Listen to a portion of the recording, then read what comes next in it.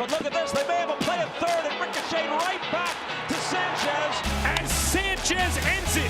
Sanchez, a two-run double. One of the greatest rallies I've ever seen. Great pick by Urshela. Triple play.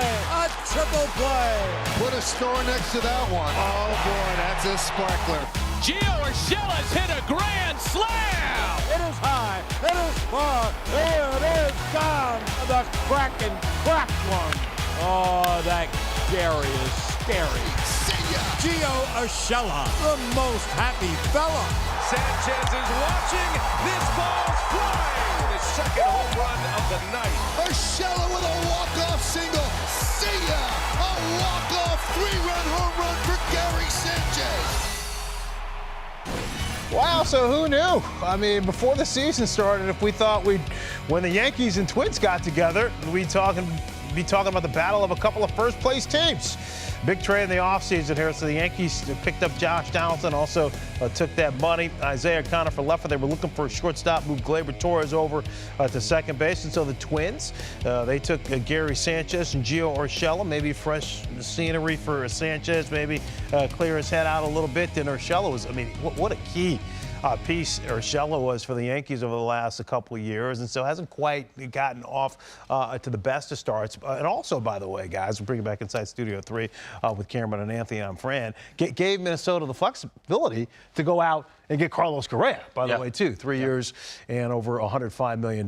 But when we look at this trade overall, kind of worked out for both teams. Absolutely. Both teams are in first place. The Yankees, feeling like the team that they thought they would be over the last several years, finally have that mojo. And a lot of that, it's got to come from the attitude you get from a Josh Donaldson and a new lineup that really isn't so home run central, right? They don't have to hit homers to beat you. We just talked about this with the Mets. They still do hit homers, but you get a lineup of guys that put the ball in play, that swing the bat the right way, that put together great ABs.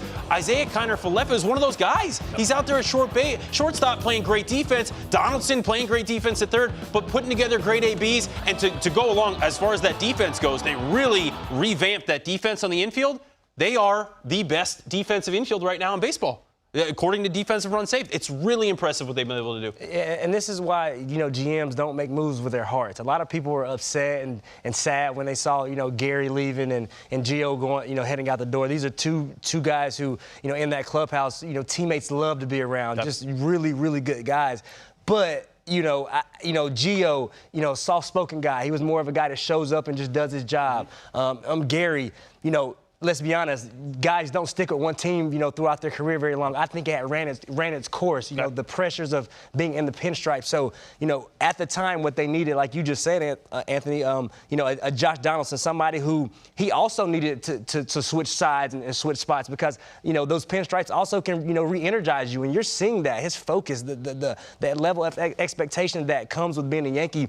You see what it's doing to his game right now. He looks like the Josh Donaldson of old. And then you talk about IKF, his ability to catch the baseball, his ability to know who he is as a player, it gives them length and depth. And, what's going on between both teams is really fun to watch. And it's not often that both teams win, and it's nice to see both teams, make a transaction that they feel like they both won. All right, so the Yankees have owned the Twins. When you talk about this series going back for several years here.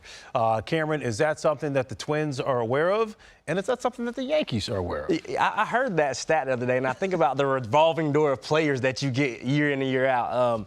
I wonder if they're aware. I can't say they do, but what I do know is a team like the Yankees, what they're doing right now, playing so well in their division, being so dominant in their division, they want to keep that going.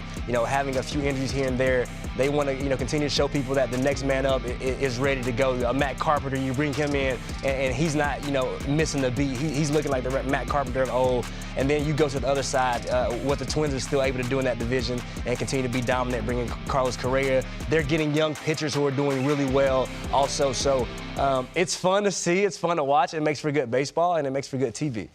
You don't think the Twins realize that I mean, I hear you on the Yankees. I hear the Yankees. It's got the smiles nice down there. You don't think the Twins realize that they're being thumped? They do. I know. Look, I was a part of a Braves team at one point that we were playing against the Nationals late in the season. We hadn't beat them that year. at all yet. And the previous year, I think they beat them 3 times. So it was really one of those situations where you start to hear it, not even in the clubhouse, but just the reporters come in and they're asking questions. Right. You know it happens. Right. And then you kind of go, wait a minute. No. That can't keep happening. I got to be a part of turning this around. Right. There's a pride factor. You get in there, you play a little bit better that night, a little bit more focus. All right, good. First of 3 here should be a good series because Yankees have been the best team in baseball, and Twins have been a big surprise as well.